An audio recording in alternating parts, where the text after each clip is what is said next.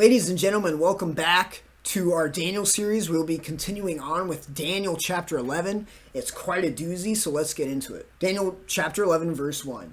Also I, in the first year of Darius the Mede, even I stood to confirm and to strengthen him. So this is a straight continuation from Daniel 10. There's no clean break here. It just goes straight from one into the next. For context, the verse right before it is talking about how Gabriel was delivering this prophecy to Daniel, and he needed Michael's help to help him. And then in 11:1, also I, Gabriel, in the first year of Darius the Mede, even I, stood to confirm and to strengthen him being Michael. Verse 2, and now I will show thee the truth. Behold, there shall stand up yet 3 kings in Persia, and the fourth shall be far richer than they all. And by his strength through his riches he shall stir up against the realm of Grecia. So it's talking about 4 total kings, Persian kings. The fourth one, which is going to be greater than them all, is going to be Alexander the Great. So context for going ahead into this chapter, the Persians get into an on and off again war with the Greeks. Verse 3, and a mighty king shall stand up, again, Alexander the Great, that shall rule with great dominion and do according to his will. And when he shall stand up, his kingdom shall be broken and shall be divided toward the 4 winds of heaven, and not to his posterity, nor according to his dominion which he ruled. For his kingdom shall be plucked up, even for others besides those. So him standing up is representing him dying, somewhat ironically. And then his kingdom shall be broken, and shall be divided toward the 4 winds of heaven. So it gets divided into 4 parts. Not to his posterity, meaning it's not given to an heir, or in his case, his son. When he dies, his son is young, immediately the generals start running the kingdom, waiting until Alexander's son grows up to be old enough to run the kingdom. But tragically, the mother and son get murdered, so this never happens. There becomes a power struggle for who gets to run the kingdom, and a man named Antigonus used Syria, the nation, to help him conquer it for himself, but the 4 generals defeat him and divide the empire. Verse 5, and the king of the south shall be strong, and one of his princes, and he shall be strong above him, and have dominion. His dominion shall be a great dominion. So this king of the south, that is talking about Ptolemy the First, and I'll pronounce all these names incorrectly. He will be king of the Egyptian division of the Grecian Empire. It says one of his princes, that prince is going to be Seleucus the First, called Nicator the Conqueror. Seleucus lost to Antigonus in the war and fled to Egypt and became one of Ptolemy's commanders. Verse 6, and in the end of years they shall join themselves together, for the king's daughter of the south shall come to the king of the north to make an agreement. But she shall not retain the power of the arm, neither shall he stand, nor his arm. But she shall be given up, and they that brought her, and he that begat her, and he that strengthened her in these times. In the end of years, it literally translates to after some years. So time passes on, we're already getting into the next generation. The king of the south at this time is Ptolemy II, right? Because time has passed. And his daughter, Berenice, is, I guess, kind of a peace treaty to the king of the north in marriage. Ptolemy II's daughter, Berenice, is going to marry Antiochus II. But she shall not retain the power of the arm, meaning the marriage fails, the peace treaty doesn't work, and Antiochus II goes back to his previous wife. And they that brought her, and he that begat her, and he that strengthened her in these times. So they that brought her is the Egyptian women who brought Berenice, and he that begat her, the son of Berenice, and he that strengthened her in these times, that's Berenice's father, or Ptolemy II. Verse 7, but out of a branch of her roots shall one stand up in his estate, which shall come with an army, and shall enter into the fortress of the king of the north, and shall deal with them, and shall prevail. Out of the branch of her roots, that's her family. In this case, it's going to be her brother is going to rise in his estate with an army, and shall enter into the fortress of the king of the north. So the brother goes against the king of the north, who is now Seleucus II. All throughout this chapter, they keep using king of the north and king of the south, but they're different people represented by the same term. That's why this chapter is so confusing. 8, and shall also carry captives into Egypt their gods, with their princes, and with their precious vessels of silver and of gold. And he shall continue more years than the king of the north. So Ptolemy the third, at this time, he lives 4 years longer than Seleucus II. Verse 9, so the king of the south shall come into his kingdom, and shall return into his own land. So that's This is the second invasion of Syria now, and Ptolemy II returns to suppress the invasion. And verse 10, but his son shall be stirred up and shall assemble a multitude of great forces, and one shall certainly come and overflow and pass through. Then shall he return and be stirred up even to his fortress. So the sons are Seleucus III and Antiochus III. Seleucus III assembles an army, but he gets poisoned and dies. So Antiochus III becomes king, and he retakes Seleucia and Syria. Verse 11, and the king of the south shall be moved with choler, and shall come forth and fight with him, even with the king of the north. And he shall set forth a great multitude, but the multitude shall be given into his hand. This king of the south, Ptolemy III, fights with the king of the north, but he loses. And when he hath taken away the multitude, his heart shall be lifted up, and he shall cast down many 10,000s, but he shall not be strengthened by it. And then on to verse 13. For the king of the north shall return, right, again, Antiochus III, he returns, and sets forth a multitude greater than the former, and shall certainly come after certain years with a great army and with much riches. And verse 14. And in those times there shall many stand up against the king of the south. Also the robbers of thy people shall exalt themselves to establish the vision, but they shall fall. So this is Antiochus III. He teams up with Philip from Macedonia. At this time, it's Ptolemy V. Also the robbers of thy people, that's going to be the Jews who rejected their own religion and joined Ptolemy under Scopas, the Egyptian general, leading them. And then it says, to establish the vision, but they shall fall. That vision is the prophecy of liberating Judea. So the Jewish people fall away and join Ptolemy V to try and liberate Judea, but they shall fall. Verse 15, so the king of the north shall come and cast up a mount and take the most fenced cities, and the arms of the south shall not withstand, neither his chosen people, neither shall there be any strength to withstand. 16, but he that cometh against him shall do according to his own will, and none shall stand before him, and he shall stand in the glorious land, which by his hand shall be consumed. He that cometh against him shall do according to his will. That's going to be Antiochus III, and he shall stand in the glorious land, Jerusalem. This talks about how historically the Jews gave him supplies during that time, during this long on and off war again. Palestine gets destroyed. Verse 17, he shall also set his face to enter with the strength of his whole kingdom, and upright ones with him. Thus shall he do, and he shall give him the daughter of women, corrupting her, but she shall not stand on his side, neither be for him. So he, again, this is still referring to Antiochus III, shall also set his face to enter with the strength of his whole kingdom, and upright ones with him. That upright ones, that is symbolic of his upright views, and he shall give him the daughter of women, corrupting her. That daughter of women, that is Cleopatra. And that's talking about Antiochus III plans to corrupt Cleopatra to trap Ptolemy V, but the plan backfires. For it says, but she shall not stand on his side. 18, after this shall he turn his face unto the isles, and shall take many. But a prince for his own behalf shall cause the reproach offered by him to cease.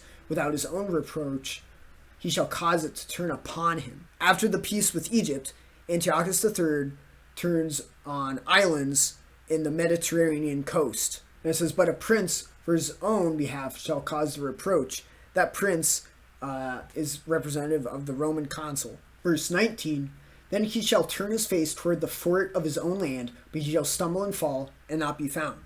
So this is Antiochus III dying. Verse 20, then shall stand up in his estate a raiser of taxes in the glory of the kingdom. But within few days he shall be destroyed, neither in anger nor in battle. The raiser of taxes is going to be Seleucus IV, who historically at that time raised taxes. It says within a few days. This could perhaps be referencing the fast death he had from plundering the Jewish temple. And it says he shall be destroyed neither in anger nor in battle.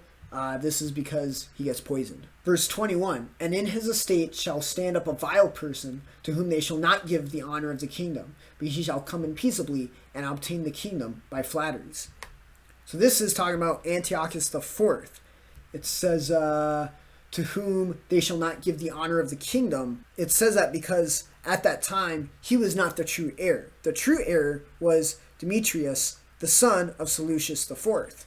But he was being held hostage at that time. And then it says he obtains the kingdom by flatteries. He was paying money / bribing all the nations around and all the key political people to win favor and be recognized as king. Verse 22, And with the arms of a flood shall they be overflown from before him, and shall be broken, yes, also the prince of the covenant. This idea is similar as to the one before. The prince of the covenant, that prince is Onius. And this verse is the idea of the high priest at that time being deposed. The high priest gets deposed because, again, there's a bribe going on. And so Jason gets appointed to be the new high priest. Verse 23, and after the league made with him, he shall work deceitfully, right, the new high priest, for he shall come up and shall become strong with a small people. The agreement between Antiochus IV and Jason gets broken when a man named Menelaus pays even more to become the high priest. Verse 24, he shall enter peaceably even upon the fattest places of the province, and he shall do that which his fathers have not done, nor his fathers' fathers. He shall scatter among them the prey and spoil and riches. Yes, and he shall forecast his devices against the strongholds, even for a time. So this is talking about him dividing the spoils of war amongst others, something his fathers and his fathers' fathers never did. Yes, and he shall forecast his devices against the strongholds, even for a time. That's him building up his nation's defenses and preparing for war against Egypt. Verse 25, and he shall stir up his power and his courage against the king of the south with a great army. And the king of the south shall be stirred up to battle with a very great and mighty army. But he shall not stand, for these shall forecast devices against him. This is him going against Egypt and winning. It says, for they shall forecast devices against him. That's the king of the north using bribery and tribute money to turn Ptolemy's men against him. Verse 26, yes, they that feed of the portion of his meat shall destroy him, and his army shall overflow, and many shall fall down slain. And 27, both these kings' hearts shall be to do mischief, and they shall speak lies at one table, but it shall not prosper, for yet the end shall be at the time appointed. So this says they're deceitful, but unprosperable. And the reason being, the end shall be at the time appointed. So this is not the end times yet. 28, then shall he return into his land with great riches, and his heart shall be against the holy covenant, and he shall do exploits and return to his own land. So this is Antiochus IV winning against Egypt and going back home to Antioch. 29, at the time appointed he shall return and come toward the south, but he shall not be as the former or as the latter. This is him again, Antiochus IV, again attacking Egypt, but he's not as successful this time. The former is referring to his victory over the Egyptian army at Pelusium, and the latter is referring to the subjugation of Egypt, less Alexandria. Verse 30, for the ships of Chittim shall come against him, therefore he shall be grieved and return and have indignation against the holy covenant. So shall he do. He shall even return and have intelligence with them that forsake the holy covenant. So Chittim sends him back, and while he's in Egypt, he hears of Jason, who he deceived, marching against Menelaus. So Antiochus returns and storms against Jerusalem to fight back against him. And the Jews at this time get persecuted greatly, and this is starting the events written about in 1st and 2nd Maccabees. I know that's not in our Bible, it's in the Apocrypha, but those are super helpful just as understanding the history and culture at that time. 31, and arms shall stand on his part, and they shall pollute the sanctuary of strength, and shall take away the daily sacrifice, and they shall place the abomination that maketh desolate. This is a different time than the time in Daniel chapter 8, for that refers to the future Antichrist, who Antiochus is not. The future Antichrist has not yet come. We know the future Antichrist has not yet come because the rapture has not happened. 32, and such as do wickedly against the covenant shall he corrupt by flatteries, but the people that do know their God shall be strong and do exploits. So this is more on the Maccabean revolt against Antiochus. And 33 and 34 is really talking about the persecution that the Jews faced during this time. 33 says, and they that understand among the people shall instruct many, yet they shall fall by the sword and by flame, by captivity, by spoil many days. Now when they shall fall, they shall be holpen with little help, but many shall cleave to them with flatteries. And then verse 35, and some of them of understanding shall fall to try them and to purge and to make them white, even to the time of the end, because it is yet for a time appointed. This verse is basically describing this is what the end times in this area will be like. It will be similar to this. But this is not the end, because it is yet for a time appointed. So starting on 35, verse 35 going onwards, there's this break in Daniel chapter 11. Everything that we've previously read, that is already happened, historically backed up. Everything I explained, there's real history and real events and real people that line up with all of that scripture, and that's where I get all this prophecy explained, because it's already happened in the past. But starting from this verse and moving on forward has not happened yet. Now we're getting into the future.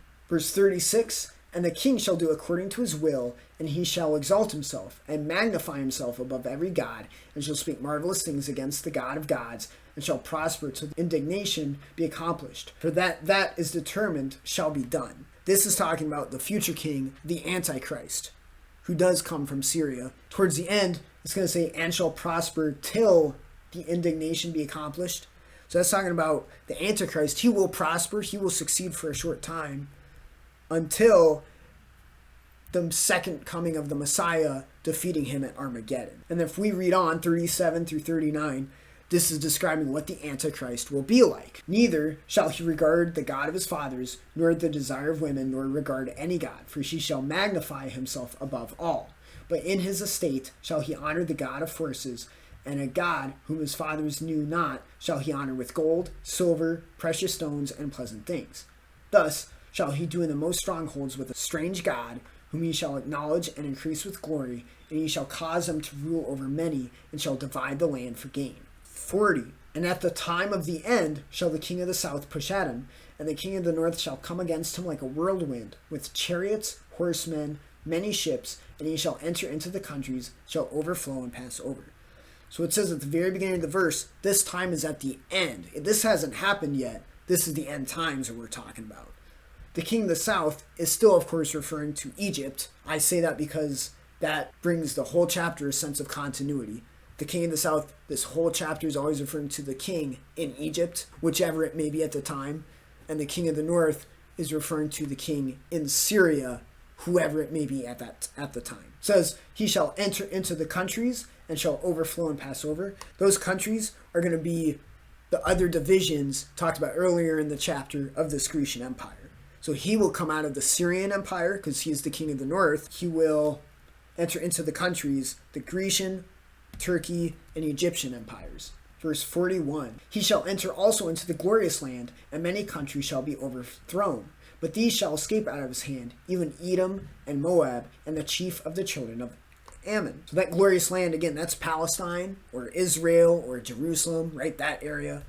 And it says here that the three countries escape. It says the children of Ammon, Edom, and Moab. So this also proves, again, the Antichrist does not rule over the whole world. He runs a big empire and is powerful, and he may affect and shake the whole world, but he does not rule over the whole world. Verse 42, he shall stretch forth his hand also upon the countries, and the land of Egypt shall not escape. So that's him taking over Egypt. 43, but he shall have power over the treasures of gold and silver, and over all the precious things of Egypt, and the Libyans and the Ethiopians shall be at his steps. So that's talking about him taking or about to take over also the Libyans and the Ethiopians. Verse 44, but tidings out of the east and out of the north shall trouble him. Therefore he shall go forth with great fury to destroy and utterly make away many. So that eastern and northern countries will trouble him. So he'll go back to fully destroy them. And 45, and he shall plant the tabernacles of his palace between the seas and the glorious holy mountain.